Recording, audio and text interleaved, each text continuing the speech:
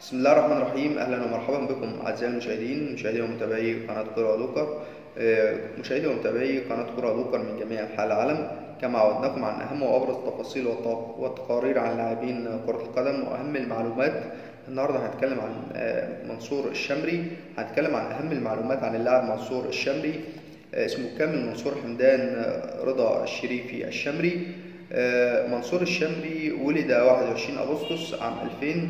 عمره 22 سنة. ولد بالرياض بالسعودية. طوله متر 73 سنتي. لا مركز لعبه ظهير أيسر. يلعب حاليا مع النادي الأهلي معار من نادي النصر برقم 99.